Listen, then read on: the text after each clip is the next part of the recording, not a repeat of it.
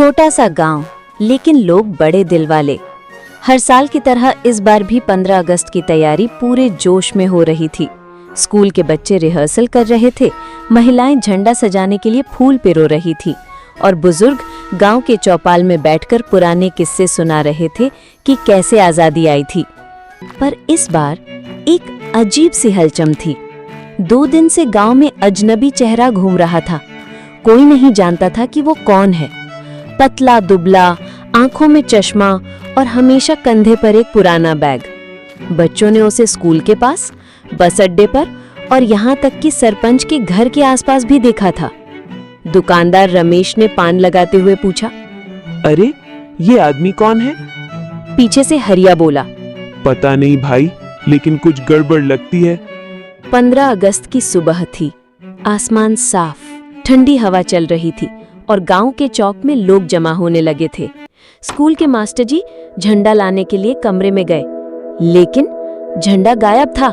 सभी दंग रह गए। झंडा तो कल रात यहीं रखा था। गांव में अफरा तफरी मच गई। गांव के 4 लड़के सोनू, पिंटू, चंदू और राकेश ने ठान लिया कि वो झंडा ढूंढेंगे।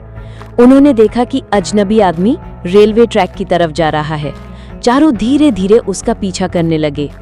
ट्रैक के पास एक टूटा हुआ गोदाम था।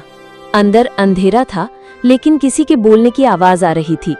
लड़के चुपचाप खिड़की से झांकने लगे। अंदर वही अजनबी था और उसके सामने एक पुराना बक्सा खुला था जिसमें झंडा रखा था। पिंटू ने फुसफुसाकर कहा, यार यही है चोर। राकेश बोला, रुको सुनो तो सही, ये क्या कह रहा है? अंदर से अजनबी की आवाज आई, ये वही झंडा है जो मेरे पिताजी ने 1947 में दिल्ली से लाया था। 78 साल बाद मैं इसे अपने गांव में फहराने आया हूँ, पर किसी ने इसे स्कूल में रख दिया। लड़के हैरान रह गए। तभी गोदाम का दरवाजा खुला और वो आदमी बाहर आया। उसने लड़कों को देख लिया। उसने मुस्कुराते हुए पूछा, तुम लोग यहाँ क्यों?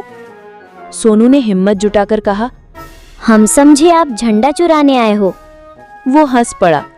चोरी नहीं बेटा, ये तो मेरा अपना है। मैं फौजी का बेटा हूँ। पिताजी ने आजादी के पहले दिन लाल किले पर जो झंडा लहराया था, उसकी आखिरी निशानी यही है। मैं चाहता था इसे यहाँ गांव के बच्चों के हाथ से फहराया जाए। चारों लड़कों ने एक दूसरे को देखा और फिर शर्मिंदा होकर सिर झुका लिया। आदमी ने कहा, चलो इसे वापस स्कूल में ले चलते हैं। जब गांव के लोग इकट्ठा हुए तो सबको सच पता चला। मास्टर जी ने गांव वालों के सामने ऐलान किया, आज का झंडा खास है। ये हमारे देश की आजादी के पहले दिन लाल किले पर फहराया गया था। इसे फहराने का सौभाग्य गांव के बच्चों को मिलेगा। गांव में तालियों की गूंज उठी। बच्चे गर्व से झंडा फहराने लगे और उस अजनबी की आंखों में आंसू थे।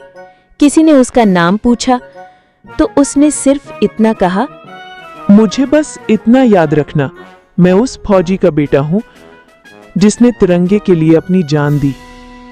15 अगस्त की वो सुबह गांव वालों के लिए सिर्फ आजादी का दिन नहीं, बल्कि बलिदान और गर्व की याद बन गई। अगर आपको ये कहानी पसंद आई हो तो वीडियो को लाइक जरूर कीजिएगा और हाँ, कहानी वाला कार्टून्स को सब्सक्राइब कर दीजिए ताकि अगली रोमांचक कहानी आप सबसे पहले देख सकें।